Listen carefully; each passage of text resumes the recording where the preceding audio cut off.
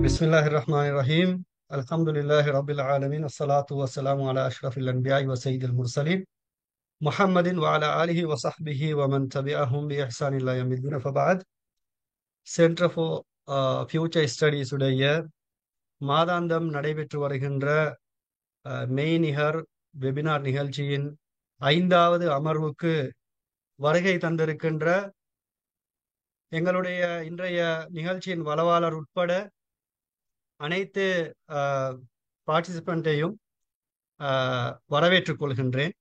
இந்த மாலை பொழுது நல்ல சிறந்த மாலை பொழுதாக அமைய வேண்டும் என்ற பிரார்த்தனைகளோடு இறைவனின் சாந்தியின் சமாதானமும் உங்கள் அனைவரின் மீதும் உண்டாக வேண்டும். அஸ்ஸலாமு அலைக்கும் வரஹ்மத்துல்லாஹி வபரகாத்துஹு என்ற சலாத்தோடு இந்த நிகழ்ச்சியை ஆரம்பிக்கின்றேன்.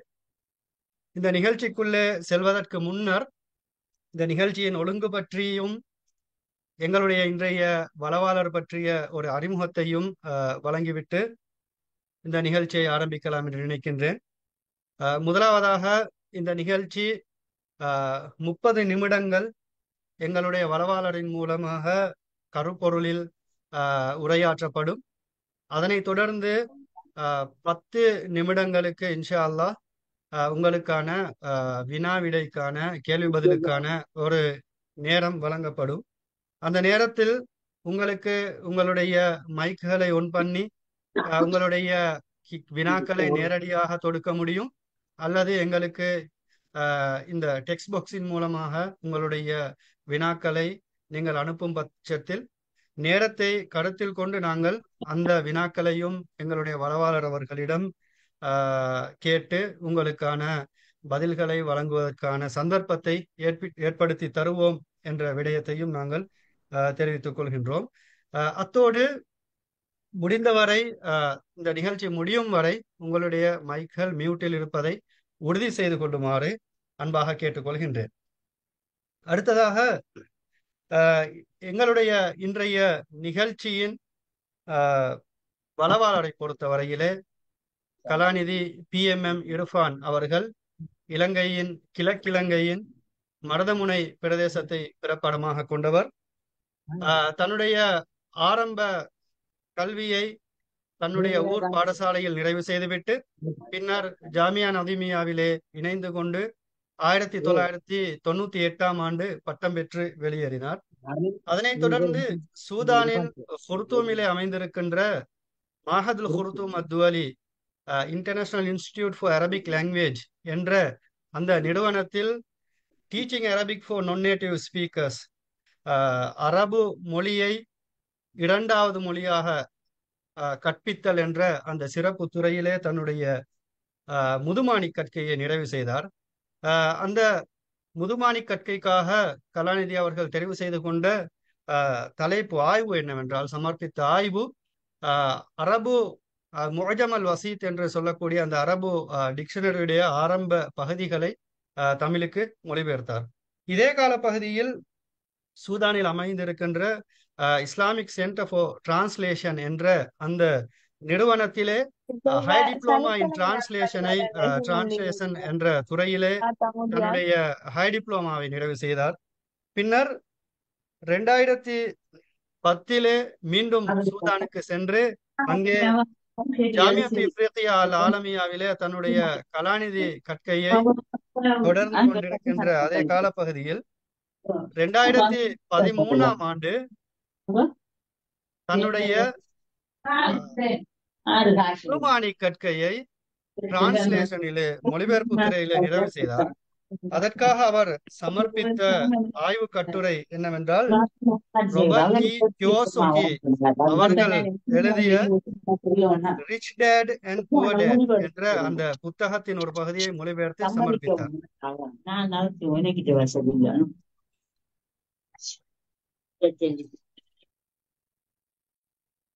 அதனைத் தொடர்ந்து 2014ஆம் ஆண்டு ஜாமியத் இஃப்ரிகியா அல் ஆலமியாவிலே அப்ளைட் லிங்குவிஸ்டிக் துறையிலே தன்னுடைய கலாநிதி பட்டத்தை நிறைவு செய்தார்.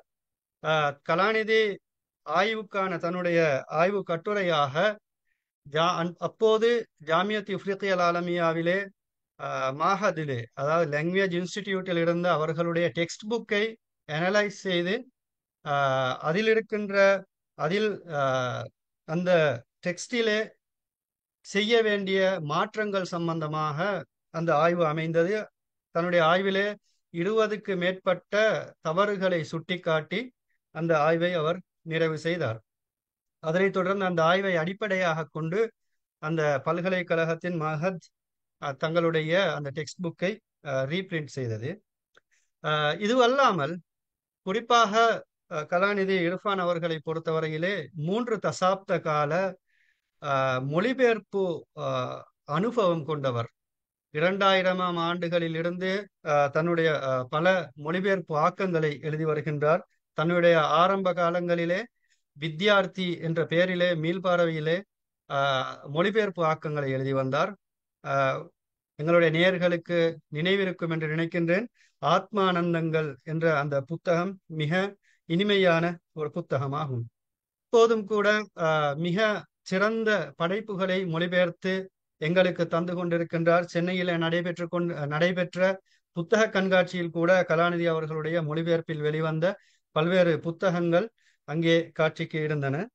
எனவே இன்னும் நீண்ட நேரம் எடுக்காமல் இன்றைய நிகழ்ச்சியின் கருப்பொருள் உரையை நடாத்தி தருவதற்காக கலாநிதி இர்ஃபான் அவர்களுக்கு இந்த சந்தர்ப்பத்தை வழங்குகின்றேன்.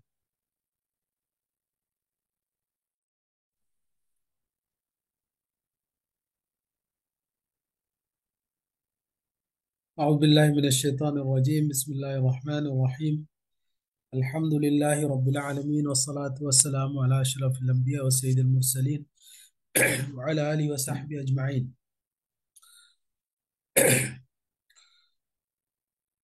அன்புக்கும் மதிப்புக்குரிய சகோதர சகோதரிகளே, உங்கள் அனைவருக்கும் அஸ்ஸலாமு அலைக்கும் வரஹ்மத்துல்லாஹி வபரகாத்துஹு. இந்த அமர்வின் தலைவர் ஷேக் இன்சாஃப் அவர்கள் இந்த நிகழ்வின் ஒழுங்கை பற்றி நினைவுபடுத்தினார்கள்.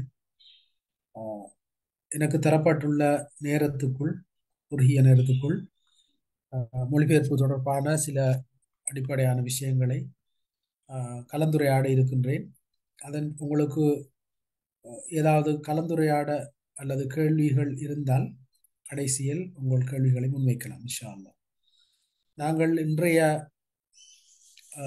விரிவுரைக்கு கொடுத்திருக்கின்ற தலைப்பு translation activism and social change, மொழிபெயர்ப்பு செயல்வாதமும் சமூக மாற்றமும். இந்த தலைப்பை பார்க்கின்ற போது சில நேரம் இங்கு கலந்து கொண்டிருப்பவர்களுக்கு ஒரு கேள்வி எழலாம். மொழிபெயர்ப்பு செயல்வாதம் அப்படி என்றால் என்ன? ஏன் நாங்கள் மொழிபெயர்ப்பு செயல்வாதம் என்று சொல்ல வேண்டும் என்ற ஒரு கேள்வி எழலாம். அந்த வகையில் அந்த இரண்டு சொற்களையும், அதாவது மொழிபெயர்ப்பு செயல்வாதம் என்பதையும் சமூக மாற்றம் என்பதையும் ஒரு சிறிய வரைவிலக்கணத்துக்கு உட்படுத்தி கொண்டு அப்பால் நகர்வது பொருத்தம் என்று நினைக்கின்றேன். மொழிபெயர்ப்பு செயல்வாதம் என்றால் என்ன என்று நீங்கள் சாதாரணமாக கூகுள் தேடி பார்த்தால் அல்லது எந்த ஒரு ஏஐ அப்ளிகேஷன்லையும் தேடி பார்த்தால் அது இப்படி ஒரு பதிலே உங்களுக்கு தரும். Translation is not just converting one language into another. மொழிபெயர்ப்பு என்பது வெறுமனே ஒரு மொழியிலிருந்து இன்னொரு மொழிக்கு நகர்த்துவதல்ல. அது கலாச்சார அரசியல் விளக்கங்களையும் உள்ளடக்கியதாகத்தான் இருக்கும்.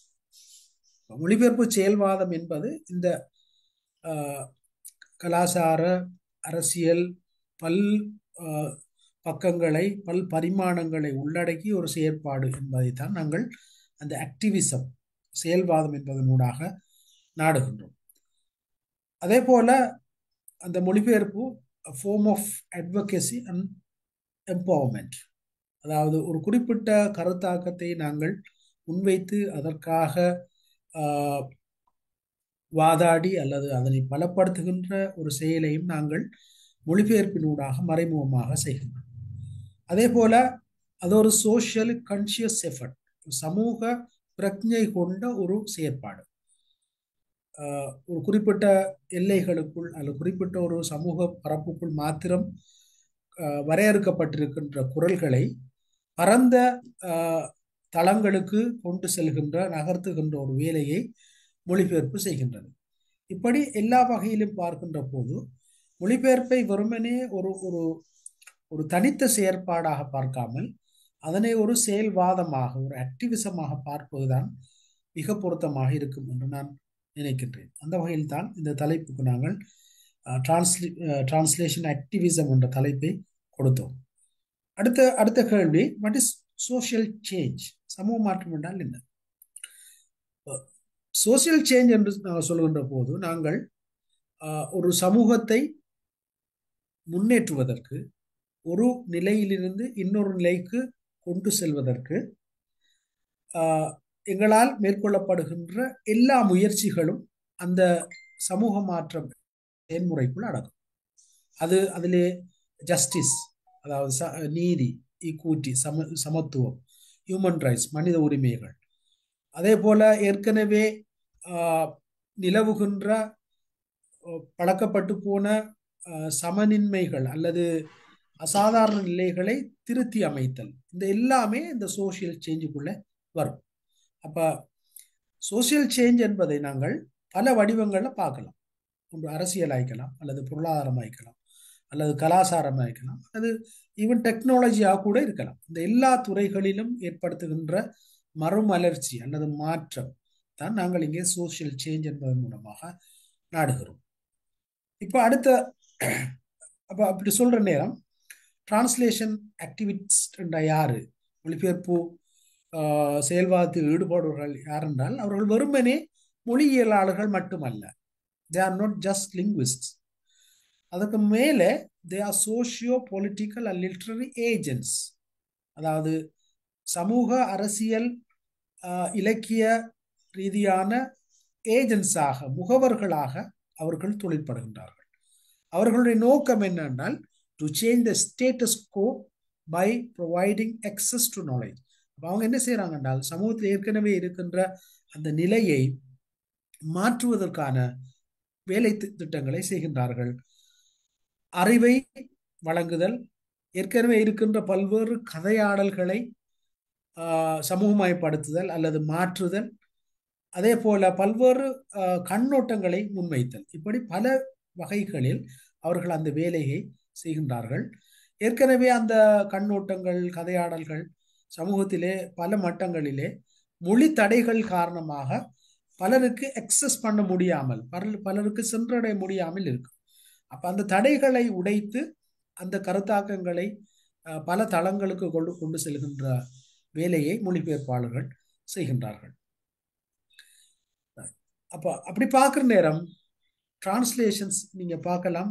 நான் விரிவா சொல்ல தேவையில்லை, எங்களுக்கு டைம் குறுகின்றதால நான் தொட்டு காட்டிக்கொண்டு சொல்றேன்.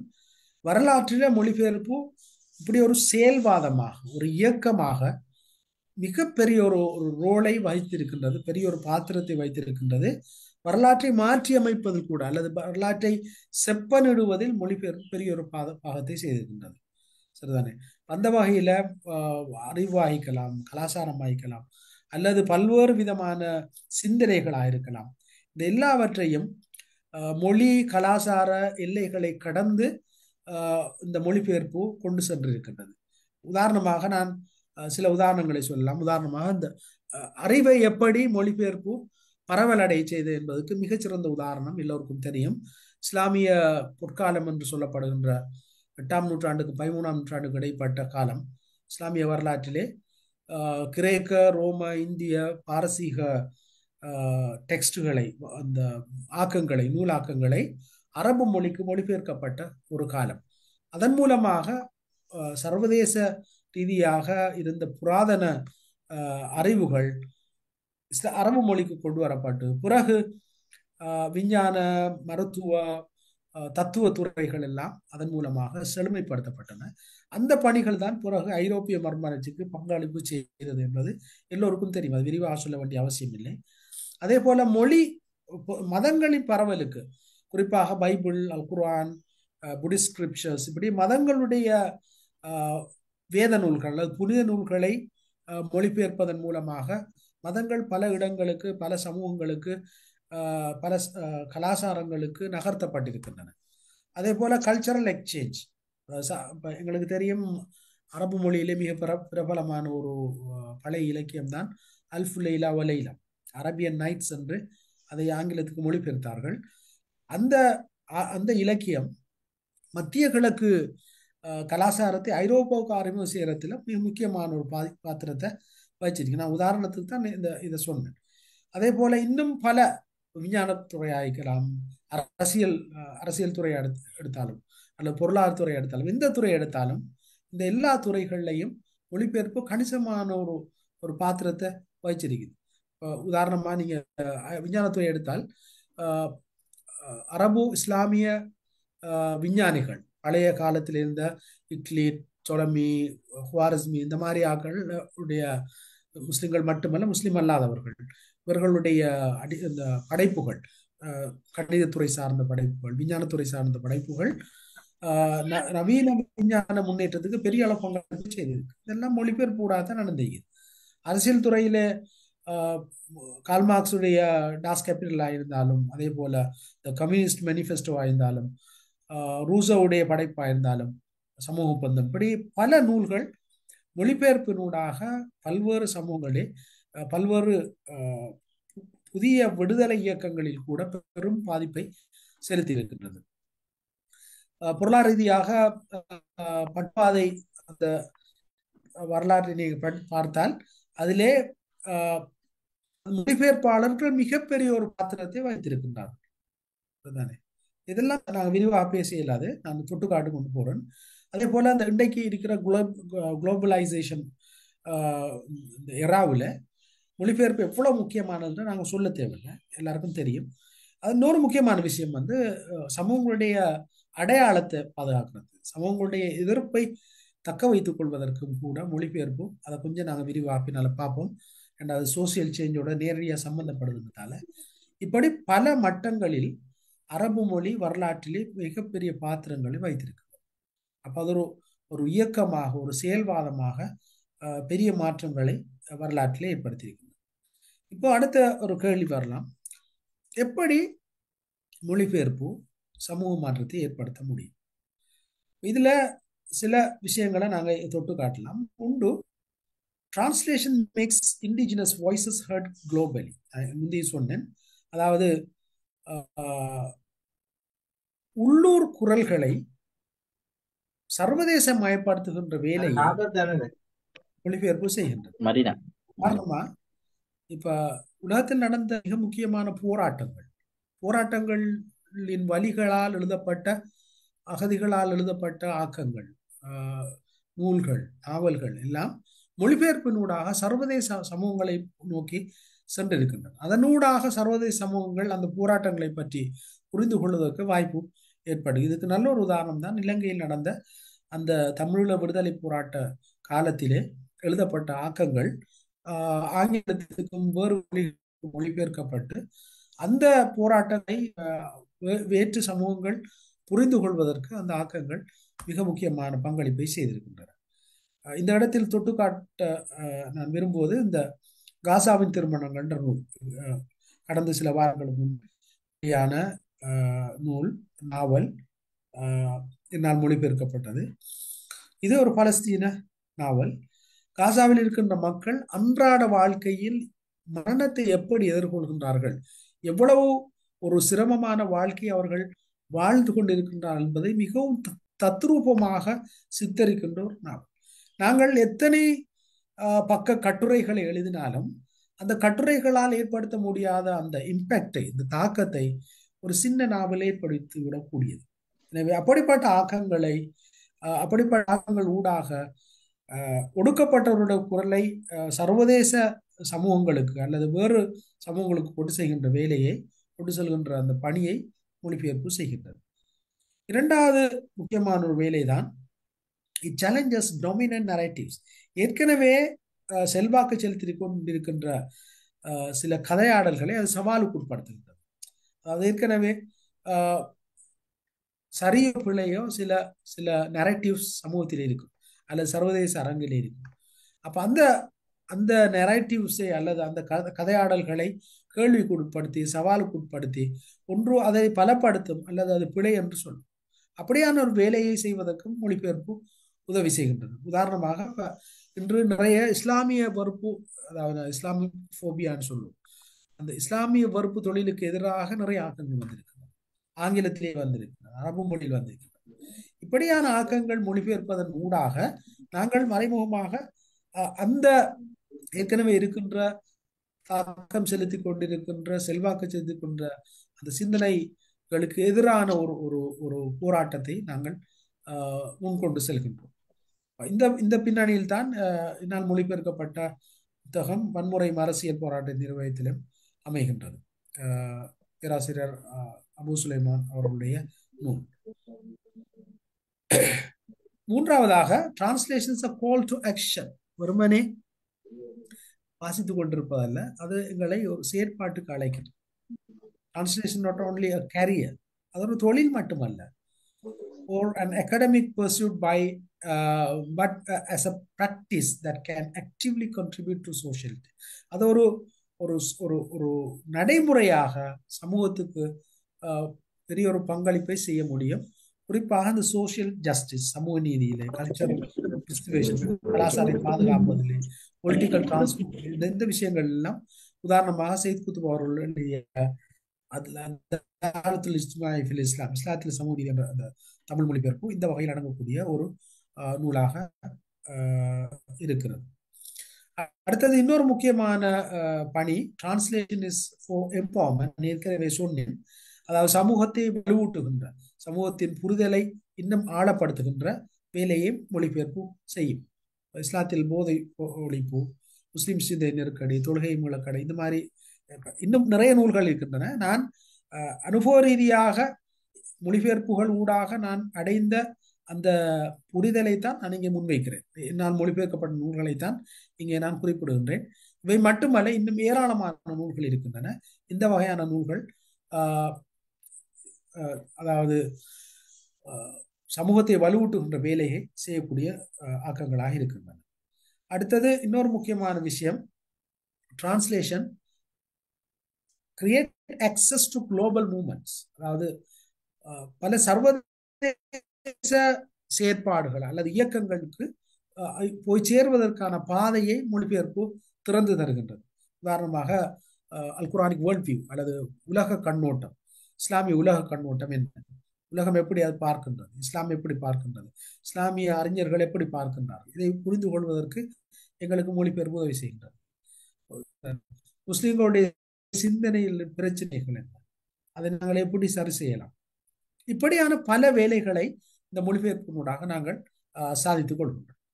அடுத்த இன்னொரு முக்கியமான விஷயம், shaping public opinion and social narratives. ஏற்கனவே பொதுமக்களிடம் காணப்படக்கூடிய சில அபிப்பிராயங்களை சீர்திருத்துவதற்கு அல்லது செம்மைப்படுத்துவதற்கு எங்களுக்கு மொழிபெயர்ப்பு உதவி செய்கின்றது. அந்த வகையில் செய்யப்பட்ட சில ஆக்கங்கள் தான் இந்த சுன்னாவி அணுகுமுறை, ஷேக் கர்லாவி அவருடையது. அதே மாதிரி அஷ்வூரா கலந்தாலோசத்தில் பற்றிய இஸ்லாமிய கோட்பாடு, அதே போல ரைசூனி அவருடையது. அடுத்தது இறைத்தூதர் முஸல்லல்லாஹு அவருடைய காலத்தில் பெண் விடுதலை, அப்துல் ஹலீம் அபு ஷுக்கா அவருடைய நூல். இந்த நூல்கள் எல்லாம் அந்த வகையில் சமூகத்தில் இருக்கின்ற கருத்துக்களை ஷேப் பண்ணுகின்ற அல்லது சமூக கருத்தாக்கங்களை இன்னும் வலுப்படுத்துகின்ற வேலையை செய்யக்கூடிய பணியாக இருக்கின்றது. அதே போல இன்னும் ஒரு முக்கியமான பணி ethical responsibility in social change. சமூக மாற்றம் என்பது வெறுமனே ஒரு ஒரு ஒரு நாத்திகவாத போக்கை எடுக்க முடியாது. முஸ்லிம்களை பொறுத்தவரை அதிலே சில எத்திக்கல் அஸ்பெக்ட் செய்யும். அந்த அந்த எத்திக்கல் என்று நாங்கள் சொல்லுவோம், இந்த என்னது விழுமிய ரீதியான பொறுப்பு இருக்கும். சரிதானே? அப்ப அந்த வகையில தான் நபிமார்கள் வரலாறாக இருந்தாலும் சரி, அல்லது சாதாரணமாக இஸ்லாமிய அழைப்பாளர்களாக இருந்தாலும் சரி, இவர்களுடைய வாழ்க்கையில் அவர்கள் பின்பற்றக்கூடிய விஷயங்கள் என்ன, இந்த மாதிரியான ஒரு வழிகாட்டலையும் நாங்கள் மொழிபெயர்ப்பு ஊடாக வழங்கக்கூடியதாக இருக்கின்றது. அடுத்த இன்னொரு முக்கியமான பணி translation as a preservation of culture and identity. ஏற்கனவே நான் சொன்னேன். இதில் மிக முக்கியமான சில ஆக்கங்கள் தான் நாங்கள் அந்த கிரானடா என்ற நாவல், மரியம்மா வெளியேற்றம், இந்த மாதிரி ஸ்பெயின் வரலாற்றை மையமாக கொண்டு முஸ்லிம்கள் எப்படி ஸ்பெயினில் வாழ்ந்தார்கள், எப்படி அங்கிருந்து வெளியேற்றப்பட்டார்கள், அவர்கள் எதிர்கொண்ட பிரச்சனைகள் என்ன என்பதை நாங்கள் இந்த நாவல்கள் ஊடாக மக்களுக்கு கொண்டு சேர்க்கின்றோம். வெறுமனே ஒரு விஷயத்தை கட்டுரையாகவோ அல்லது ஆக்கங்களாகவோ சொல்லாமல் இப்படியான எங்களுடைய கலாசார என்ன சொல்றது துராஸ் முதுசங்களை மக்களுக்கு கொண்டு சேர்ப்பதற்கான ஒரு நல்ல ஒரு வழியாக இந்த மொழிபெயர்ப்பு இருக்கின்றது.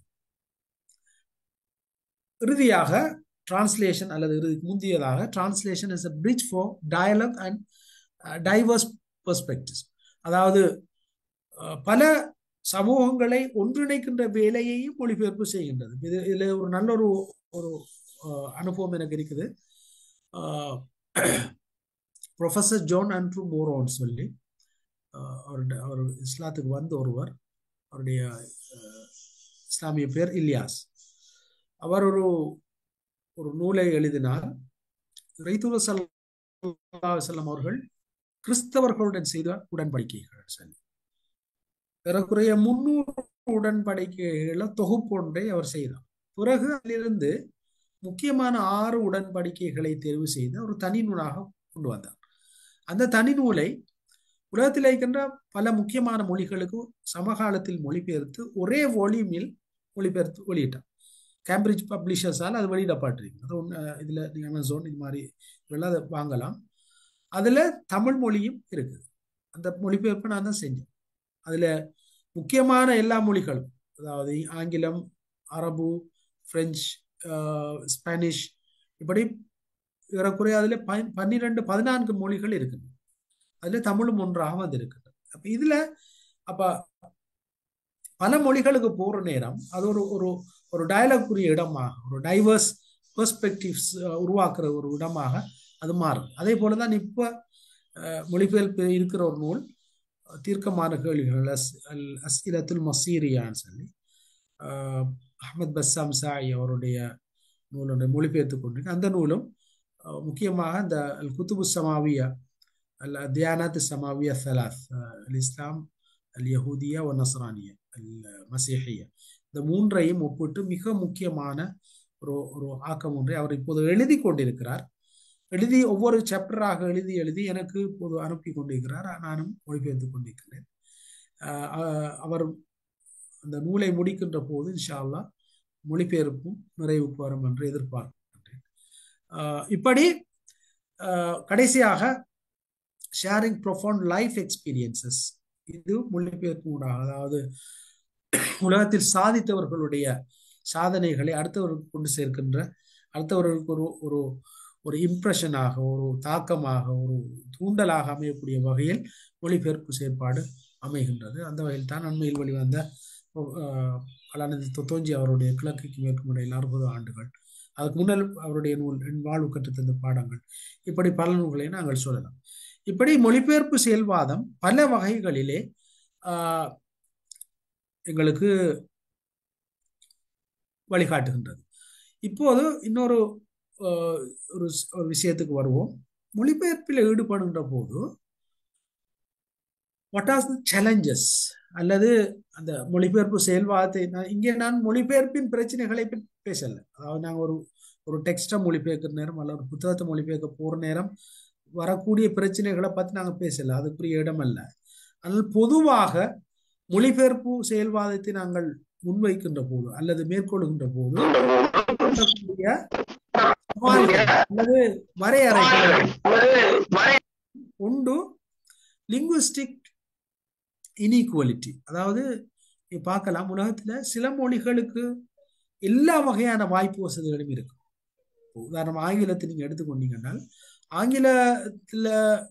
ஆங்கில மொழி பெயர்ப்பில் ஈடுபடுபவர்களுக்கு எல்லா வசதிகளும் ஏஐயிலிருந்து மொழி அகராதிகளிலிருந்து எல்லா வகையான வாய்ப்பு வசதிகளும் இருக்கின்றது. ஆனால் தமிழ் போன்ற மொழிகளில் அப்படியான வாய்ப்பு வசதிகள் மிக குறைவு. இது ஒரு மிக முக்கியமான ஒரு சவால்.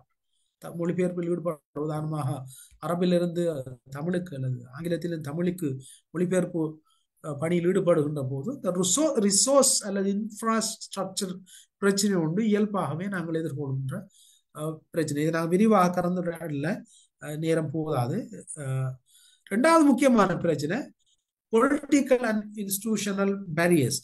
சில மொழிபெயர்ப்பு செயல்வாதமான கொண்டு போகின்ற போது பொதுவாக மொழிபெயர்ப்பாளர்கள் சென்சர்ஷிப் எதிர்கொள்வாங்க, த்ரெட்ஸ் எதிர்கொள்வாங்க, அச்சுறுத்தல்கள் வரும். அதே போல வேறு வகையான எதிர்ப்புகள் கிளம்பும். இதெல்லாம் தாண்டித்தான் குறிப்பாக அரசியல் ரீதியான ஆக்கங்களை மொழிபெயர்க்கும் நேரம் உங்களுக்கு அப்படியான ப்ரெஷர்கள், எதிர்ப்புகள் வரும். இது ரெண்டாவது முக்கியமான ஒரு பிரச்சனை. மூணாவது மிஸ்இன்டர்பிரட்டேஷன், அதாவது ஒரு டெக்ஸ்ட் அல்லது புக்கை பிழையாக விளங்கி அல்லது விளக்கி மொழிபெயர்த்தல்.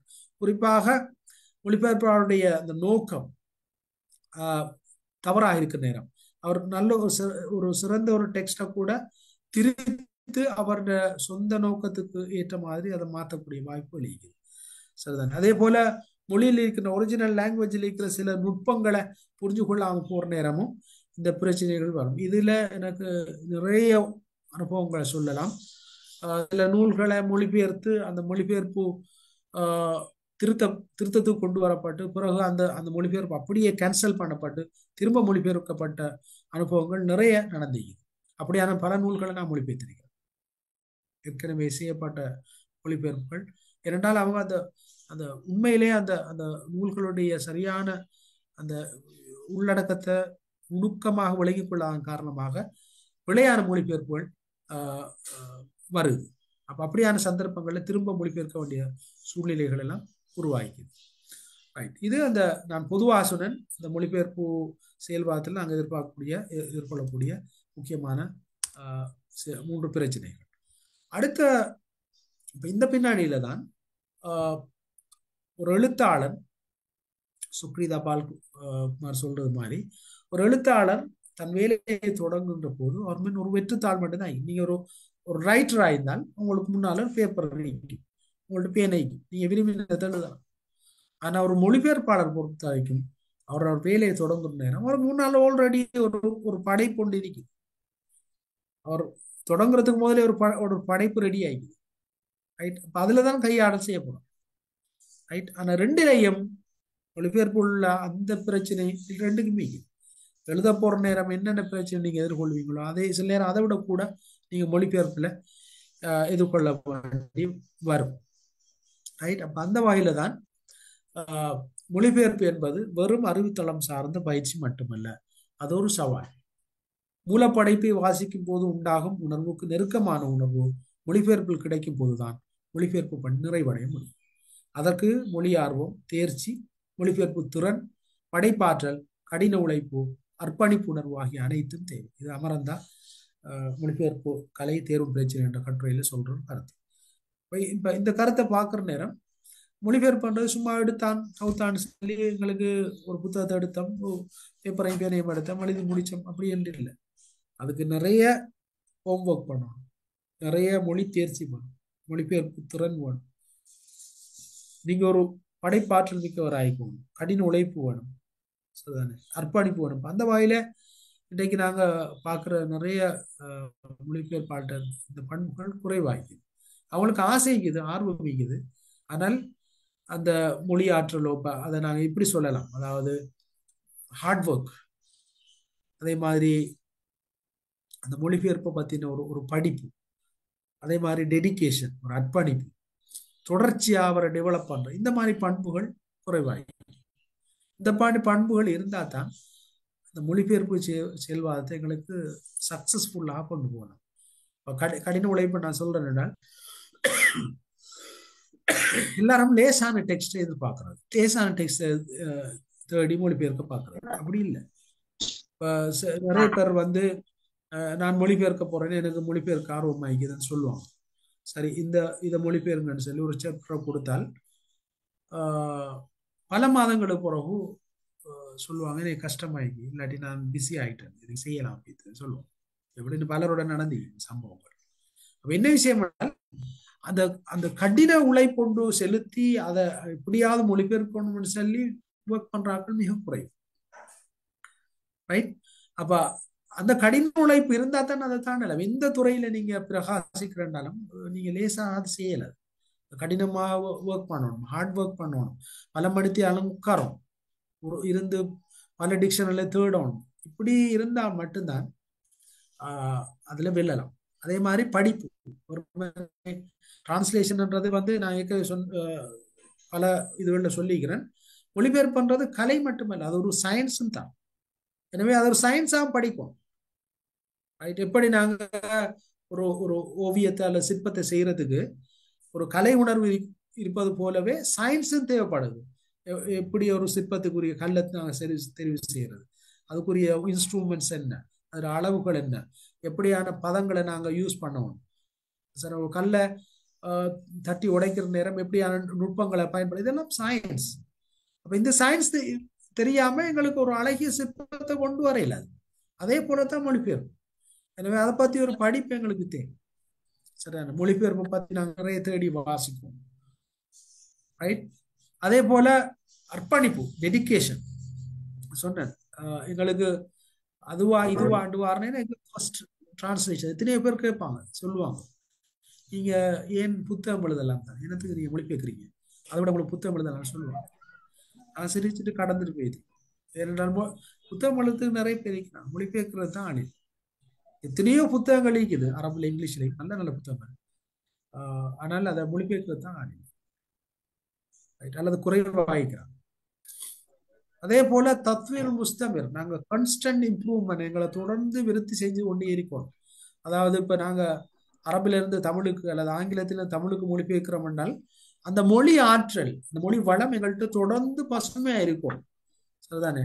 30 வருஷத்துக்கு முதல் 40 வருஷத்துக்கு முதல் படிச்ச சாண்டிலியனையும் கல்கியையும் வச்சுக்கொண்டு எங்களுக்கு இப்ப மொழிபெயர்க்கிறார். இன்றைக்கு எழுத்தாளர்களுடைய மொழி எங்களுக்கு தெரியும். இன்றைக்கு வார வாசகர்கள் என்ன எப்படியான மொழியை எதிர்பார்க்கிறாங்கன்னு எங்களுக்கு தெரியும். அப்ப அதுக்கு ஒரு தொடர் நிறுத்தி ஒன்றும் இருக்கும். அந்த வகையில தான் ஏற்கனவே சொன்னது டிரான்ஸ்லேஷன் சயின்ஸ் அண்ட் ஆர்ட் ரெண்டும் சேர்ந்துதான் மொழிபெயர்ப்பு. அப்ப அந்த வகையில தான் மொழிபெயர்ப்பாளர்கள் தனிப்பட்ட வாசிப்புக்கு நேரம் எடுத்துக்கொள்ளணும். அது மொழியா இருக்கலாம், சிந்தனையா இருக்கலாம், வரலாறு ஆயிக்கலாம், விமர்சனம் ஆயிக்கலாம், பயண கட்டுரைகள் ஆயிக்கலாம், வாழ்க்கை வரலாறு இருக்கலாம், விஞ்ஞானம், அரசியல், சட்டம், இலக்கியம், அதுல கவிதை, சிறுகதை, நாவல், எல்லா வகையான வாசிப்பு. மொழிபெயர்ப்பாளர் பொறுத்த வரைக்கும் வரையறைகளிக்கப்படாது. அப்படி அவர் எல்லாத்தையும் வாசிச்சா தான் அவர்கிட்ட ஒரு நல்ல ஒரு மொழி வளம் கொண்டு வரும். சரிதானே? மொழி வளம் இல்லாம எங்களுக்கு மொழிபெயர்க்க இயலாது. மொழி வளம் இல்லாமல் ஒரு செயல்வாதத்தை எங்களுக்கு கொண்டு ப்ரொமோட் பண்ண முடியாது. சரிதானே? சும்மா மொழிபெயர்க்கலாம், ஆனா அது நாங்க எதிர்பார்க்கிற தாக்கத்தை படுத்தாது. அதுக்கு ஒரு பெரிய ஒரு ஹார்ட் ஒர்க் எங்களுக்கு தேவை. எங்களை நாங்க ப்ரிப்பேர் பண்ணணும். எங்களுக்கு நல்ல அரபு தெரியும், நல்லா இங்கிலீஷ் தெரியும்ன்றதுக்காக மொழிபெயர். நாங்க யாருக்கு மொழிபெயர்க்கிறோம்? நாங்க தமிழ் வாசகருக்கு மொழிபெயர்க்கிறோம். அவங்களுக்கு புரிகிற மொழியில நாங்க எழுதுவோம். அவங்களுக்கு எப்படி சொன்னா படும் அதை அப்படி சொல்லணும். இந்த வகையில தான் மொழிபெயர்ப்பு சொல்லுவாங்க. நாங்க மொழிபெயர்க்கிறது வந்து மூல எழுத்தாளருடைய நோக்கத்தையா அல்லது வாசகர்களுடைய புரிதலையா ஒரு கேள்வி உண்டு. இந்த விஷயம் எங்களுக்கு கிளியரா இருந்தா தான் எங்களோட மொழிபெயர்ப்பு சக்சஸ் ஆகும். ரைட். அந்த வகையில என்னண்டா ஒரு நல்ல வாசகனால தான் நல்ல எழுத்தாளனா இருக்கணும். நீங்க நல்ல வாசகனா இருந்தா தான் நல்ல எழுத்தாளனா இருக்கணும். நல்ல எழுத்தாளனால தான் நல்ல மொழிபெயர்ப்பானா இருக்கலாம். நீங்க நல்ல எழுத்தாளனா இருக்கணும், அப்பதான் நல்ல மொழிபெயர்ப்பானா இருக்கணும். நல்ல மொழிபெயர்ப்பாளனால் தான் வாசகனை முன்னால் தன்னையும் மூல எழுத்தாளனையும் ஒருவர் மற்றவரை தொந்தரவு செய்யாதபடி ஒன்றாக நிறுத்த முடியும். அதாவது உங்களோட முத்திரை உங்களோட டிரான்ஸ்லேஷன்ல இருக்கும். நீங்க மொழிபெயர்த்தால் உங்களோட முத்திரை அந்த டிரான்ஸ்லேஷன்ல இருக்கும். சரிதானே? அது லேசா வராது. அதுக்கு நீண்ட உழைப்பும் உழைப்பும் முயற்சியும் இதுவும் தேவை. சும்மா டக்குன்னு வராது. நிறைய பேர் வந்து அந்த ஷார்ட்கட்ல டிரான்ஸ்லேட்டர் ஆகிறது ட்ரை பண்றோம். அது அப்படி இல்லை.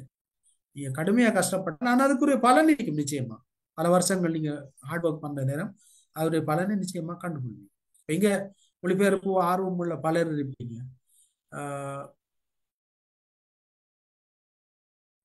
ஏற்கனவே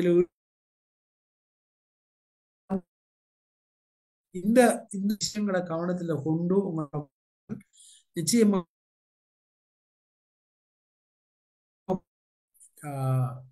உங்களால் மொழிபெயர்ப்பு அதில் மட்டுமே பெரிய ஒரு ஒரு ஒரு ஒரு ஈரத்தை உங்களால கொண்டு போகலாம், ஒரு செயல்வாதங்களால் முன்வைக்கலாம். அந்த வகையில சுருக்கமாக சொன்னால் மொழிபெயர்ப்பாளர்கள் என்பவர்கள் active agents of social change, சமூக மாற்றத்தின் ஒரு ஒரு என்னது ஆக்டிவான ஒரு முகவர்களாக, செயல்திறன் மிக்க முகவர்களாக இருக்கின்றார்கள், இருக்க வேணும். அதான் நாங்கள் எதிர்பார்க்கணும். நான் நினைக்கிறேன் எனக்கு தரப்பட்ட நேரம் முடிவடைஞ்சிட்டது. ஜஸாக்குல்லாஹ் ஹைரன். உங்களை பொறுமையாக கேட்டுக்கொண்டிருந்தது. ஏதாவது கேள்விகள் இருந்தால் நான் பேசலாம். அஸ்ஸலாமு அலைக்கும் வரஹ்மத்துல்லாஹி வபரகாத்துஹு. ஜஸாக்குமுல்லாஹ் ஹைரன். குறிப்பிட்ட எங்களுடைய வளவாளருக்கு வழங்கப்பட்ட நேரத்துக்குள்ளால் முழுமையாக ஒரு சிறந்த ஒரு பிரசன்டேஷனை எங்களுக்கு வழங்கியமைக்காக சென்டர் ஃபார் ஃபியூச்சர் ஸ்டடிஸ் சார்பாகவும் எங்களுடைய இந்த நிகழ்ச்சியிலே கலந்து கொண்டிருக்கின்ற சகோதர சகோதரிகள் சார்பாகவும் எங்களுடைய நன்றிகளை தெரிவித்துக் கொள்கின்றோம். உடல் நல குறைவுக்கு மத்தியிலும் இந்த நிகழ்ச்சியை சிறப்பாக நடாத்தி தந்த என்னுடைய மதிப்புக்குரிய ஆசிரியர், இந்த நிகழ்ச்சியின் வளவாளர் கலாநிதி இர்ஃபான் அவர்களுக்கு நன்றிகளை மீண்டும் தெரிவித்துக் கொள்வதோடு அவர்களுக்காக நாங்கள் பிரார்த்தித்துக் கொள்கின்றோம். இது கேள்வி பதிலுக்குரிய நேரம். சகோதரர்கள் உங்களுடைய அந்த ஹேண்ட் ரைசிங் சிம்போலை உயர்த்திவிட்டு ஒவ்வொருவராக கேள்விகளை கேட்கலாம் இன்ஷா அல்லாஹ். அந்த ஓர்டரின் அடிப்படையில் நான் இன்ஷா அல்லாஹ் சந்தர்ப்பங்களை வழங்குவேன்.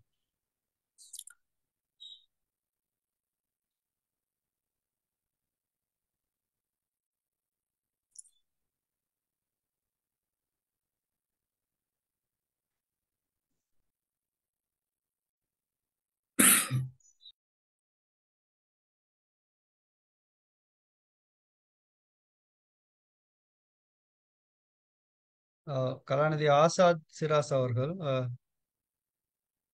உங்களுடைய கேள்வியை கேட்கலாம். அஸ்ஸலாமு அலைக்கும் வரஹ்மத்துல்லாஹி வபரகாத்துஹு. அஸ்ஸலாமு அலைக்கும்.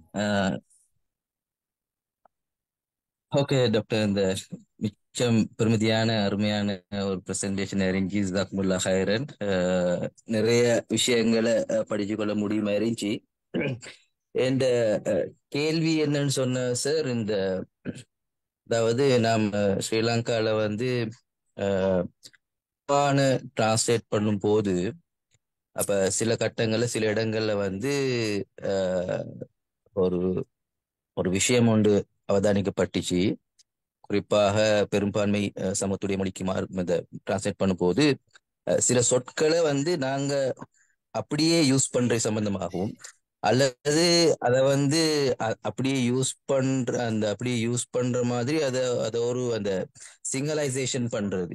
அதாவது அந்த அரபிக் வேர்ட் தான், ஆனா அந்த அரபிக் வேர்டை வந்து இன்னொரு லாங்குவேஜ் வேர்டாக மாத்திரை சம்பந்தமாகவும் ஒரு முக்கியமான ஒரு கன்சர்ன் வந்துச்சு. அப்ப அது சம்பந்தமான அந்த மேலதிகமான ஒரு விளக்கம் ஒன்று தேவைப்படுவது. இப்ப அதுல வந்து உண்மைக்கு அப்படி செய்யறது உண்மைக்கு நல்லம் தான். ஏண்டா சில சொற்கள் நாங்க மொழிபெயர்க்கும் போது அந்த சொல்லுக்கு இன்னொரு மதத்திலையும் அல்லது இன்னொரு கல்ச்சர்லயும் வேற டிஃப்ரெண்டான மீனிங்ஸ் இருப்பதனால அரபுல வரக்கூடிய சொற்களே நாங்க பயன்படுத்துறது மிச்சம் பொருத்தம் என்று சொல்லி அப்படி ஒரு கருத்தொண்டு சொல்லப்படுது. ஆனாலும் ஒரு சிக்கல் ஒண்டிக்குது. அந்த அரபு சொல்லையும் அவங்க எப்படி வெளிக்கொள்வாங்க? ஹலோ, என்ன சார்? குர்ஆன் டிரான்ஸ்லேஷன். ஓ சார், குர்ஆன் டிரான்ஸ்லேஷனை பத்தி தானே பேசுறீங்கன்னா? ஓ எஸ் எஸ் எஸ், குர்ஆன் டிரான்ஸ்லேஷன். அப்ப இது சம்பந்தமான ஒரு சின்னொரு தெளிவு ஒன்று தந்தா நல்லம். இதுல வந்து எங்களுக்கு எந்த அப்ரோச் மிச்சம் பொருத்தமானதாக எங்களோட நாட்டு பொறுத்தவரையில இருக்கும் என்ற விஷயம் சம்பந்தமா ஒரு மேலதிகமான ஒரு விளக்கம் தந்தா நல்லா இருக்குன்னு நினைக்கிறேன். இன்ஷா அல்லாஹ். ஜஸாக்குமுல்லாஹ் ஹைர். பரக்கல்லாஹு ஃபீக். நல்ல கேள்வி. குர்ஆன் டிரான்ஸ்லேஷனை பொறுத்த வரைக்கும் பொதுவாக எங்கள்கிட்ட ஒரு சில மனத்தடைகள் இருக்குது. அதாவது குர்ஆன் டிரான்ஸ்லேஷன்ல தவறுன்னு, அதாவது மிச்சம் எவ்வளவு நுணுக்கமாக அதை கொடுக்கலுமோ அந்த அளவுக்கு நாங்கள் நுணுக்கமாக கொடுக்கணும் என்ற அந்த அக்கறையின் காரணமாக நேரம் டிரான்ஸ்லேஷனை பாக்குறாக்கள் இது வானமண்டு ஒரு பக்கம் வச்சிருக்க ஒரு நிலைமையை நாங்க உருவாக்கிறோம். சரிதானே? நீங்க குர்ஆன் டிரான்ஸ்லேஷன் செய்யப்பட்ட வரலாறு பார்த்தீங்கன்னா 500 வருஷத்துக்கு உட்பட்ட வரலாறு தான். 500 வருஷத்துக்கு முந்தி குர்ஆன் டிரான்ஸ்லேஷன் ஒன்று இல்லை உலகத்துல. அரபு மட்டும்தான். அரபுல இருந்து குர்ஆன் மட்டும்தான். இங்கிலீஷ்லயோ அல்ல வேற மொழிகள்லயோ 500 வருஷத்துக்கு முந்தி குர்ஆன் டிரான்ஸ்லேஷன் ஒன்று இருக்கிறது. அப்ப எப்ப டிரான்ஸ்லேஷன் ஸ்டார்ட் பண்ணிச்சென்றால் இஸ்லாத்தை பிழையாக காட்டுறதுக்கு, அல் குர்ஆனை பிழையாக காட்டுறதுக்கு கிறிஸ்தவ பாதிரிகளால தான் முதலாக குர்ஆன் மொழிபெயர்க்கப்பட்டது. சரிதானே? பல வருஷங்களாக அவங்க தான் அதை செஞ்சு வந்தாங்க. பலர் அந்த அந்த ஹிஸ்டரியே பார்க்கலாம். பல முறை பல இடங்கள்ல குர்ஆன் மொழிபெயர்க்கப்பட்டு கிறிஸ்தவ பாதிரிகள். அதுக்கு பிறகுதான் அந்த அபாயத்தை கண்டு இஸ்லாமிய அறிஞர்கள் பார்த்தாங்க, இது எப்படியே விட்டால் குர்ஆன் மிஸ் இன்டர்பிரிட்டேட் பண்ணப்படுறதுக்கு நிறைய வாய்ப்பு. அப்ப என்ன செஞ்சாங்க, நாங்க சரியா மொழிபெயர்ப்போம்னு சொல்லி சரியான மொழிகளை ஸ்டார்ட் பண்ணாங்க. அது போலதான் இங்கிலீஷ்ல மற்ற மொழிகள்ல சரியான டிரான்ஸ்லேஷன் மொழிபெயர்க்கப்பட்ட. மொழிபெயர்க்கப்பட்ட நேரம் ஒரு மிக முக்கியமான வாதம் என்னென்னால், குர்ஆன் மொழிபெயர்க்கப்பட முடியுமா? அல் குர்ஆன் ஒரு அற்புதம். அப்போ ஒரு மோஜிசாவை எப்படி நாங்க மொழிபெயர்க்கிறோம்? மொழிபெயர்த்தால் அது மோஜிசா இல்லை. அப்ப சொன்னாங்க, இஸ்லாமியர்கள் சொன்னாங்க, மொழிபெயர்க்கிறது குர்ஆனே அல்ல, குர்ஆனில் வரக்கூடிய கருத்துக்களின் மொழிபெயர்ப்பு. அதாவது நீங்க ஒரு வசனத்தை எடுத்தாலும் அதுக்கு எத்தனையோ தஃப்சீர் இருக்கு, எத்தனையோ விளக்கங்கள் இருக்கு. அந்த விளக்கங்களில் ஒன்றை தான் நீங்க மொழிபெயர்க்கிறீங்க, எல்லாத்தையுமே. சரியா? எல்லாத்தையும் மொழிபெயர்க்க இயலாது, இல்லை, இம்பாசிபிள். அப்ப நீங்க எந்த விளக்கத்தை சரி காண்றீங்களோ அல்ல எந்த விளக்கத்தை நீங்க ப்ரொமோட் பண்றீங்களோ அந்த விளக்கத்தை நீங்க மொழிபெயர்க்கிறீங்க. இந்த மனத்தடை ஒன்று எங்களுக்கு அவசியம் இல்லை. இப்ப நாங்க பார்க்கலாம், நிறைய டிரான்ஸ்லேஷன்ல பிராக்கெட்ஸ் வந்தீங்க, அடைப்புக்குறிகள் வந்தீங்க. உண்மையிலே மொழிபெயர்ப்புல அப்படியான அடைப்புக்குறிகள் அவசியம் இல்லை, மிக அத்தியாவசியமான இடங்களை தவிர. அடைப்புக்குறிகள் ஏன் வருது? ஏதாவது சொல்ல விட்டுருவோமோ என்ற பயத்தின் காரணமாக தான் நாங்க அடைப்புக்குறிகளை போடுறோம். அப்படி அவசியம் இல்லை. நாங்க எவ்வளவுதான் ட்ரை பண்ணாலும், எத்தனை அடைப்புக்குறி போட்டாலும், அல் குர்ஆன் வசனங்கள் தருகின்ற அந்த கருத்தை 100% எங்களுக்கு மொழிபெயர்ப்பில் கொண்டு வர சாத்தியம் இல்லை. அப்படி இருக்கிற நேரம் அது ஒரு ஃபேக்ட். அப்படி இருக்கிற நேரம் நாங்க ஏன் அளவுக்கு மிச்சமா கஷ்டப்படணும்? எங்களுக்கு எது இலகுவா இருக்குதோ, சரிதான், எது எங்களுக்கு பாசிபிள் ஆகிக்குதோ அதைத்தான் நாங்கள் டிரான்ஸ்லேஷன் பண்ணுவோம். இப்ப இந்த இடத்துல தான் சில அல் குர்ஆனுக்குண்டே இருக்கின்ற சில கலைச்சொற்கள் அது எந்த மொழியிலும் இல்லை, எங்களுக்கு உள்ள மொழி சிலர் சஜஸ்ட் பண்றாங்க. அதே இப்ப டாக்டர் ஆசாத் சொன்னது போல அந்த அப்படியே நீங்க அதுல மென்ஷன் பண்ணிட்டு அடிக்குறிப்புல அது அப்படியே அதுதான் பெஸ்ட். நான் அதான் அதுக்குரிய விளக்குகள் கட்டாயம் கொடுக்கப்படும். சரிதானே? அப்பதான் அவங்க வாசிக்கிறவங்களுக்கு அவங்களுக்கு குர்ஆன் தெரியும், அவங்களுக்கு டிரான்ஸ்லேஷன் மட்டும்தான் தெரியும். அவங்க புரிஞ்சுக்கொள்வாங்க அந்த விளக்கத்தை வச்சு. இதுதான் அதன் மூலமா நாடப்படுறது. சரிதானே? உதாரணமா ஹஜ் என்றா என்ன, உம்ரா என்றா என்ன என்றால், ஹஜ்ஜுக்கும் உம்ராக்கும் எங்களுக்கு தனித்தனியாக தமிழ்ல சொல்லில்லை. அப்ப நாங்க ஹஜ் என்றும் பாவிக்கணும், உம்ரான்னு சொல்லுவோம். அப்ப ரெண்டுக்கும் உள்ள வித்தியாசத்தை நாங்க கட்டாயம் அடிக்குறிப்புல வழங்குவோம். சில சொற்கள் இருக்கும், அந்த சொற்களுக்கு டார்கெட் லாங்குவேஜ் அதை டிஎல் சொல்லுவோம், மொழிபெயர்ப்பில் SLTL சொல்லுவோம், சோர்ஸ் லாங்குவேஜ் டார்கெட் லாங்குவேஜ். இப்போ டிஎல்ல சொற்கள் இருக்கும் அதுக்கு நிகராக, அதுல அதை பயன்படுத்துவதில் சில தயக்கங்கள் இருக்கும். உதாரணமா இபாதத்தை சொல்ல நாங்கள் சாதாரண வணக்கம் மட்டும் மொழிபெயர்க்கிறோம், வணக்கம் தான். ஆனால் தமிழ் வாசகர்களை பொறுத்த வரைக்கும் வணக்கம்ன்றது அவங்க ஸ்டார்ட் பண்ணி, அப்ப அவங்களுக்கு அதுதான் நான் இபாதத்துன்றது ஒரு வாழ்க்கையை இபாதத்துன்னு நாங்க சொல்றோம். அப்ப அங்க வணக்கம் பண்றதுக்கு ஒரு கான்செப்ட். அதே மாதிரி தான் பிரேயர் சொன்னால் கிறிஸ்டியன்ஸ் வந்து பிரேயர் சொன்னா அமைப்புல அவங்க ப்ரே பண்றது. ஆனா எங்க பிரேயர்ன்றது வந்து சலான்றது வந்து வித்தியாசம். ஆனா நாங்க பிரேயர்ன்றதை நாங்க இங்கிலீஷ் மொழிபெயர்க்கிறோம். சரிதானே? இப்படியான சில பிரச்சனைகள் இருக்கு. ஆனாலும் என்ன நடந்தீங்கன்னா காலப்போக்கில் அதை அண்டர்ஸ்டூட், அந்தந்த மொழி முஸ்லீம்கள் ப்ரேயர்னு சொன்னால் தொழுகைன்னு சொன்னால் அவங்களோட தொழுகை இப்படித்தான் இருக்கும், அடுத்தவர்களுடைய தொழுகை இப்படித்தான் இருக்கும்னு ஒரு ஒரு புரிதல் ஒன்று ஏற்பட்டு, ரைட்? அப்படி ஒரு புரிதல் ஒன்று ஏற்பாடு சந்தர்ப்பங்கள்ல அந்த சொற்களை அப்படியே பயன்படுத்திட்டு அதுக்குரிய விளக்கங்களை கொடுக்கறது தான் மிக பொருத்தமா இருக்கும்னு நான் நினைக்கிறேன். ஓகே சார், ஜஸாக்குமுல்லாஹ் ஜஸாக்குல்லாஹ் ஹைர். ஹைரா. அடுத்த கலாநிதி ஜக்கி அவர்களுடைய கேள்வி கேட்கலாம். சார் ஜஸாக்கல்லாஹ் பிரசன்டேஷனுக்கு ப்ளஸ் இன்னொரு விஷயம் உண்டு, கிளாரிஃபிகேஷன் உண்டு. இப்ப இலங்கையில ஒரு ப்ராக்டிஸ் உண்டு சார், இந்த தழுவி எழுதல் என்று சொல்லி ஒரு விஷயம் உண்டு. நீ உங்களுக்கு தெரிஞ்சிக்கும் சில புத்தகங்கள் அது ஒரிஜினல் ஆத்தர், ஆனா இவர் மொழியும் பெயர்க்கிறாரு, ஆனா இடையில தழுவியும் எழுதுறாரு. இப்ப அவர் சொல்ற கருத்துக்கு இவரும் சிலதுகளை எட் பண்றாரு. அப்படி ஒரு ப்ராக்டிஸ் உண்டு தழுவி எழுதல் என்று சொல்லி. இது சம்பந்தமாக மொழிபெயர்ப்பு அந்த கற்கைகள்ல அல்லது அப்படி ஏதாவது இது சம்பந்தமான ஒரு அனாலிசிஸ் உண்டு, ஒரு அதை பத்தின உரையாடல் எப்படி மொழிபெயர்ப்பு துறை சார்ந்து என்றதை நான் கேட்க விரும்புறேன், இந்த தழுவி எழுதல் என்ற சம்பந்தமாக. இல்ல, இந்த மொழிபெயர்ப்புல எத்தனையோ வகைகள் இருக்குது. லிட்ரல் டிரான்ஸ்லேஷன், எழுத்துக்கு எழுத்து சொல்லுக்கு சொல் மொழிபெயர்ப்பு ஒன்று இருக்குது. அதே மாதிரி அது வந்து ஒரு எக்ஸ்ட்ரீம், தழுவி எழுதல்ன்றது இன்னொரு எக்ஸ்ட்ரீம். எல்லாமே மொழிபெயர்ப்பு வகைகளுக்குள்ள கிளாஸிஃபை பண்றது தான். என்ன நோக்கத்துக்கு அதை செய்கிறார் என்றதுதான் நாங்கள் உள்ள பிரச்சனை, சரிதானே?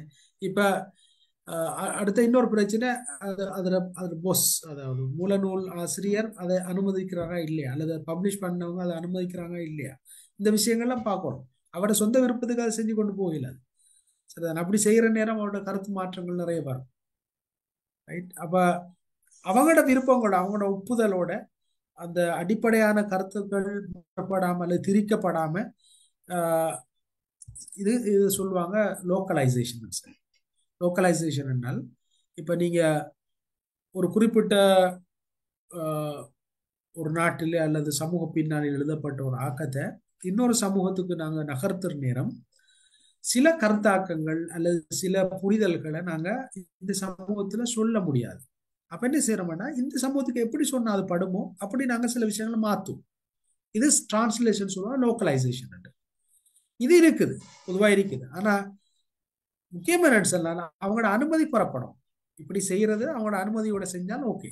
அப்படி இல்லாம நாங்க எங்களோட விருப்பத்துக்கு எங்களோட மன இச்சைக்கு ஏத்த மாதிரி அதை செஞ்சால் அது ஒரு வகையில ஒரு மோசடியாகத்தான் அமையும். சரி, எதிர்பார்த்து சரியா?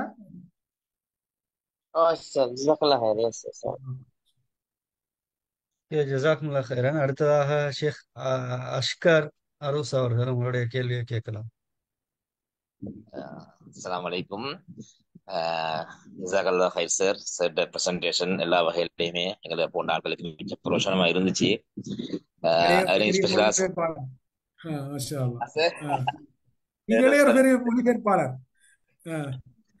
எங்களுக்கெல்லாம் சேர்த்தா முன்மாதிரி டிரான்ஸ்லேஷன் வேலைகள் முன்மாதிரி தான் எங்களுக்கு.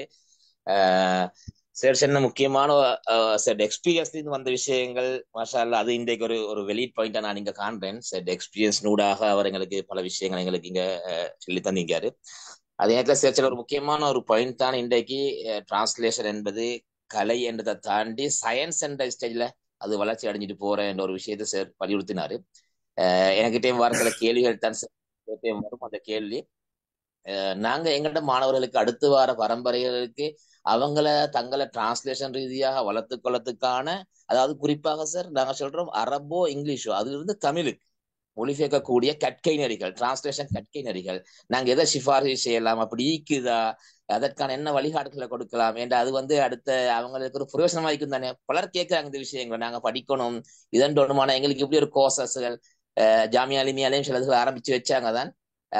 இந்தியால அப்படி அல்லது இலங்கையில சரி அனுபவத்துல எப்படி ஈக்குதா அல்லது சிவருக்கு ஏதாவது ஐடியாக்கள் ஃபீச்சர்ஸ்ல ஈக்குதா என்ற சம்பந்தமான ஒரு விளக்கம் தந்தா எல்லாருக்கும் பிரயோஜனமா இருக்கும் சார். இன்ஷா அல்லாஹ். நல்ல இருக்கு. மொழிபெயர்ப்பு கற்கைகள் தமிழுக்கு பொறுத்த வரைக்கும், அரபிலிருந்து தமிழுக்கு எனக்கு தெரிஞ்ச வரைக்கும் இல்ல. இலங்கையிலும் சரி இந்தியாவிலும் சரி, இந்திய சகோதரர்களும் மீக்கிறாங்க, இந்த அவங்களை சொல்லலாம். எனக்கு தெரிஞ்ச வரைக்கும் இல்லை. அப்ப இப்ப நான் என்ன செய்தேன் என்றால், இப்ப இந்த மாஸ்டர்ஸ் வந்து Arabic English translation, English Arabic. அப்ப அதுல கிடைச்ச அனுபவங்கள், அதுல கிடைச்ச ஒரு தியரிட்டிக்கல் நாலேஜும் டிரான்ஸ்லேஷன் ஊடாக நான் என்னுடைய சொந்த அனுபவத்துல வந்த விஷயங்களையும் சேர்த்து நான் சில கோர்ஸ் டிசைன் பண்ணி அரபு தமிழ் மொழிபெயர்ப்புகளுக்கு கோர்ஸாக 2 மாதம் 3 மாசம் கோர்ஸாக செஞ்சுட்டு இருக்கிறேன். நான் ஸ்ரீலங்காவில் இருக்கிற நேரம் சவுத் ஈஸ்டர்ன் யூனிவர்சிட்டிலையும் அப்படி அந்த பாடத்தை படிப்பிச்சேன். நான் நினைக்கிறேன் படித்த மாணவர்களும் இதில் இருப்பாங்க. அதுதான் இது வரைக்கும் இருக்குது. அந்த நேரடியாக ஒரு ஒரு ஒரு சிஸ்டமைஸ் பண்ண யூனிவர்சிட்டி கோர்சஸ் எனக்கு தெரிஞ்ச வரைக்கும் அப்படி இல்லை. சவுத் ஈஸ்டர்ன்ல இருக்குது அந்த கோர்ஸ், ஆனால் அது வந்து ப்ராக்டிக்கல் டிரான்ஸ்லேஷன் இல்லை, தியரிட்டிக்கல் டிரான்ஸ்லேஷன் தான். எஜுகேஷனல் டிரான்ஸ்லேஷனை தான் நம்ம அதை செய்யறாங்க.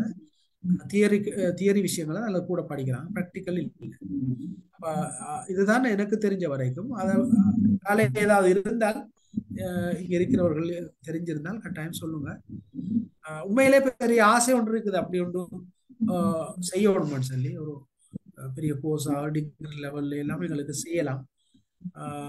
அதுக்குரிய வாய்ப்புகளும் இதுகளும் அமையணும், செய்யலாம்.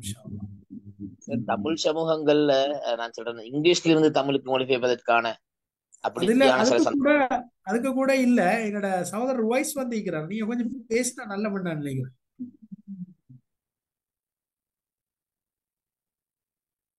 சகோதரர் வாய்ஸ் சீர்மை பதிப்பகம் வெளியில அதனால பேசுறது சாத்தியம் தெரியல. வெளியில இருக்கேன். நீங்க கொஞ்சம் பேசுங்க, நீங்க பேசினா நல்லா. ஏதாவது குறிப்பான கேள்விகள் இருக்கா? இல்ல, இங்க இந்த தமிழ் அரபு ஆங்கிலம் தமிழ் பாடநெறிகள் ஏதாவது அங்க செய்யறாங்களா, இந்தியாவில் இருக்குதா? நீங்க சொன்ன மாதிரி அது டிரான்ஸ்லேஷன் ஸ்டடீஸ்னு யூனிவர்சிட்டியில டிப்ளமோ டிகிரி கோர்சஸ் இருக்கு. ஆனா அது மோர் தியரி தான். இப்ப நடைமுறையில மொழிபெயர்ப்ப நடைமுறைப்படுத்துறது மாதிரியான பயிற்சிகள் வந்து போதுமான அளவுக்கு இல்லதான். அதான் யதார்த்தம். ஓகே, ஜஸாக்குமுல்லாஹ் ஹைரன். அடுத்த இன்னொரு கேள்விக்கு அந்த தாஹி என்று சொல்லி பேர் மென்ஷன் பண்ணப்பட்டிருக்கு. ஓகே ஓகே கேட்கலாம். அவங்க கேட்ட கேள்விக்கு தான் நான் கை உயர்த்தியிருந்தேன். நான் இலங்கையில இருந்து டிரான்ஸ்லேஷன் ஸ்டடீஸ் படிச்சு கொண்டிருக்கேன். இப்ப தொடர்பாடல் கற்கை நெறி ஈஸ்டர்ன் யூனிவர்சிட்டியில இங்க இருக்கு. ஜஃப்னால இப்ப தொடங்கிட்டு இருக்காங்க. ஜஃப்னா யூனிவர்சிட்டியில 4 வருஷமா அது மெயின்டைன் பண்ணி போய் கொண்டிருக்கு. இது ஒரு டிகிரி தான், 4 இயர்ஸ். எப்படி நாங்க ஒரு டாக்டருக்கு படிக்கிறோமோ அதே மாதிரி தான் தொடர்பாடல் கற்கையும் நாங்க படிச்சு கொண்டிருக்கோம் இப்ப. இதுக்கு வந்து ஹானர்ஸ் 4 வருஷ படிப்பு. கிழக்கு பல்கலைக்கழகத்துல இப்ப தொடங்கி 3 வருஷமா இருக்கு. ஜஃப்னால அதை ஸ்டார்ட் பண்ணிட்டாங்க முன்னுக்கு, இது தொடங்குறதுக்கு முன்னுமே ஸ்டார்ட் பண்ணிருக்காங்க.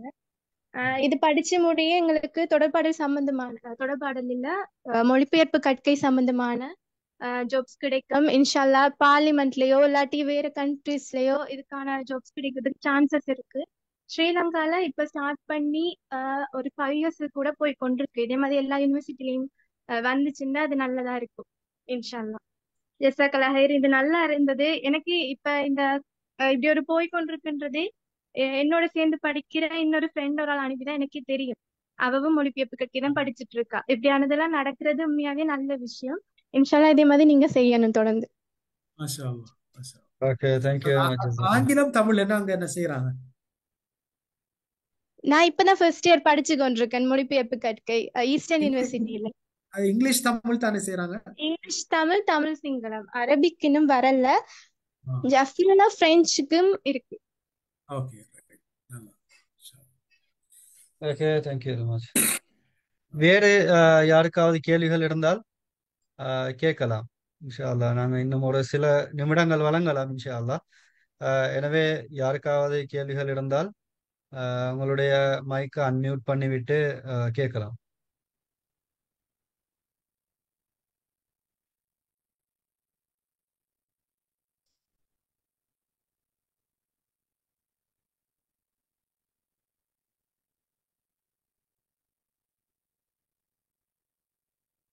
சரி, இறுதியாக நான் ஒரு கேள்வியை கேட்டு இந்த நிகழ்ச்சியை நிறைவுக்கு கொண்டு வரலாம்னு நினைக்கிறேன்.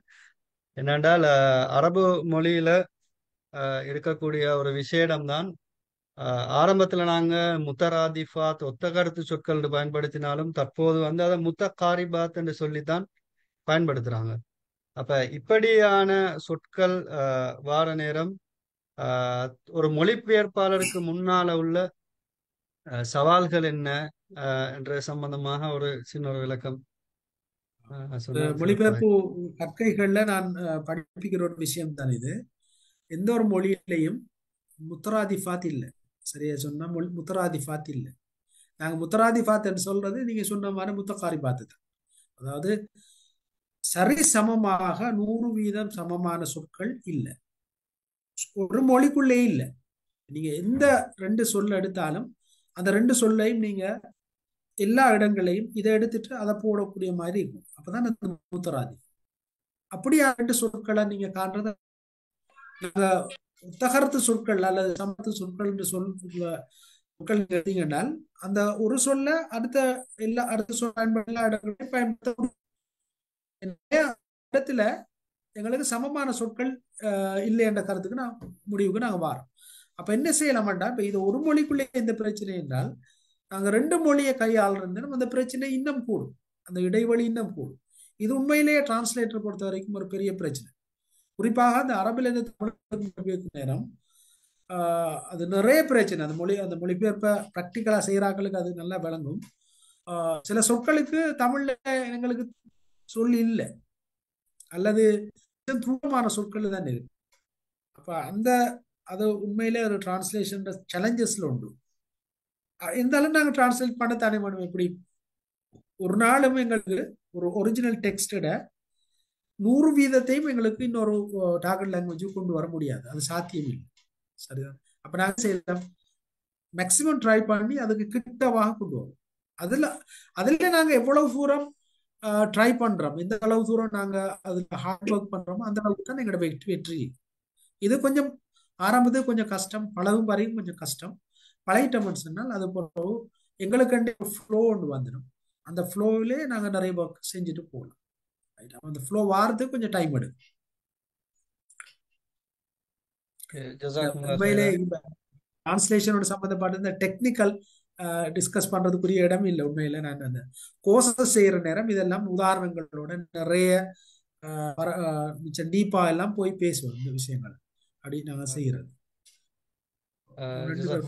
இன்னொரு சகோதரர் இது இன்ஷா அல்லாஹ் ஒரு கடைசி சந்தர்ப்பமாக இருக்கும். சகோதரர் நஃபீஸ் நவாஸ் அவர்கள் உங்களுடைய கேள்வியை கேட்கலாம். அஸ்ஸலாமு அலைக்கும் வரஹ்மத்துல்லாஹி வபரகாத்துஹு.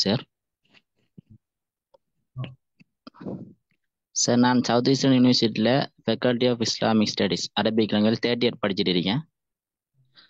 அதில் வந்து இப்போ அரபிக் லாங்குவேஜ் ஃபோரம்னு சொல்லி ஒரு ஃபோரம் வந்து வன்மைக்காலம் ஒரு 2 வருஷமா உருவாகி நடைமுறைப்படுத்திட்டு இருக்கு. அதில் வந்து இதை வந்து பிரசிடெண்டாக நான் தான் இருக்கேன். அதில் வந்து எங்களோட மாணவர்களுக்கு அந்த லாங்குவேஜ் அது டிரான்ஸ்லேஷன் சம்பந்தமான ஒரு ப்ரோக்ராம் மாதிரி அரேஞ்ச்மெண்ட்னா எப்படி இருக்கும், அது சம்பந்தம் உங்களால எதுவும் உதவிகள் எதுவும் செய்யலுமா என்று கேட்கறது தான்.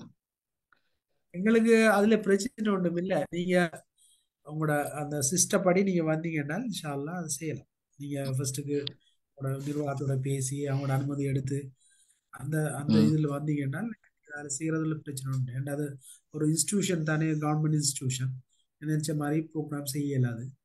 ஓ, அந்த அனுமதியோட வந்தால் தாராளமா செய்யலாம். சார் இன்ஷால்லா எப்படி கண்டக்ட் பண்ணலாம்? நீங்க ஃபேஸ்புக்ல இருக்கிறேன், ஃபேஸ்புக் கூட கண்டக்ட் பண்ணலாம். ஃபேஸ்புக்கில் இர்ஃபான் PMM சொல்லி நீங்கள் சர்ச் பண்ணினான்னு சொன்னால் உங்களுக்கு பார்க்கலாம். அப்படி இல்லாண்டா எங்களோட சென்டர் ஃபார் ஃபியூச்சர் ஸ்டடீஸுடைய வாட்ஸ்அப் குரூப்பில் நீங்கள் இருந்தான்னு சொன்னால் எங்களோட அட்மின் யாரையும் தொடர்பு கொண்டாலும் உங்களுக்கு இன்ஷா அல்லாஹ் சாருடைய கான்டாக்ட் நம்பர்களை மெயில்களை எடுத்துக்கொள்ளலாம். இன்ஷா அல்லாஹ். ஜஸாக்குமுல்லாஹ் ஹைர்.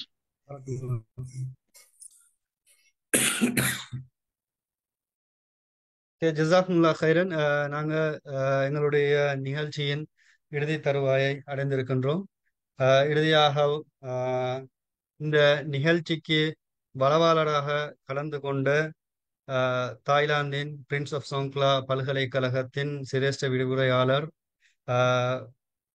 தேர்ந்த மொழிபெயர்ப்பாளர் கலாநிதி PMM இர்ஃபான் அவர்களுக்கு நாங்கள் நன்றிகளை தெரிவித்துக் கொள்வதோடு, இந்த நிகழ்ச்சியில் இவ்வளவு நேரமும் எங்களோடு இணைந்து இந்த நிகழ்ச்சியில் சிறப்பாக நடைபெறுவதற்காக ஒத்துழைத்த அனைத்து சகோதரர்களுக்கும், மேலும் இந்த நிகழ்ச்சி சிறப்பாக நடைபெறுவதற்காக எங்களுடைய இந்த சென்டர் ஃபார் ஃபியூச்சர் ஸ்டடீஸ் உடைய சில டெக்னிக்கல் அரேஞ்ச்மெண்ட்களை செய்து தந்த பின்னால் இருந்து இந்த நிகழ்ச்சி நாங்கள் திட்டமிட்டது முதல் சிறப்பாக நடைபெற்று முடியும் வரைக்கும் உழைத்த அனைத்து சகோதரர்களுக்கும் நன்றிகளை தெரிவித்துக் கொள்கின்றோம்.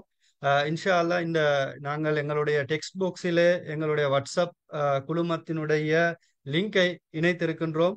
விரும்பிய சகோதரர்கள் அதற்கூடாக எங்களுடைய வாட்ஸ்அப் குழுமத்தில் இணைந்து கொண்டு தொடர்ந்தும் நாங்கள் செய்ய இருக்கின்ற நிகழ்ச்சிகளில் கலந்து பயன்பெறலாம். அதே போல உங்களுடைய நண்பர்களுக்கும் ஏனையவர்களுக்கும் இதனை அறிமுகப்படுத்துங்கள் என்றும் நாங்கள் கேட்டுக்கொள்கின்றோம். சென்டர் ஃபார் ஃபியூச்சர் ஸ்டடீஸை பொறுத்தவரையிலே நாங்கள் இந்த எங்களுடைய இலங்கை நாட்டிலும் அதற்கு வெளியிலும் இருக்கக்கூடிய பல்வேறு துறை சார்ந்தவர்களை நாங்கள் அணுகி இதுவரை நிரப்பப்படாத பகுதிகள் என்று கருதக்கூடிய அறிவு சார்ந்த பகுதிகளிலே நாங்கள் அறிவியல் சார்ந்த பகுதிகளிலே எங்களுடைய நிகழ்ச்சிகளை நடத்துவதற்கும் அதன் மூலம் மக்களுக்கு பயன்களை கொண்டு சேர்த்துவதையும் நோக்காக கொண்டிருக்கின்றோம். எனவே எங்களுடைய பயணத்திலே உங்களுக்கும் இணைந்து கொள்ள முடியும் இன்ஷா அல்லாஹ். மேலும் இந்த நிகழ்ச்சியை மீண்டும் ஒருமுறை இந்த நிகழ்ச்சியிலே பங்கு பற்றிய அனைத்து சகோதரர்களுக்கும் நன்றிகளை கூறி நிறைவு செய்து கொள்கின்றேன். சுபஹானக்கல்லாஹும்ம வபிஹம்திக் அஷ்ஹது அல்லா இலாஹா இல்லா அன்த அஸ்தக்ஃபிருக வ அத்தூபு இலைக். அஸ்ஸலாமு அலைக்கும் வரஹ்மத்துல்லாஹி வபரகாத்துஹு. வலைக்கும் அஸ்ஸலாம் வரஹ்மத்துல்லாஹி. வலைக்கும் அஸ்ஸலாம் வரஹ்மத்துல்லாஹி.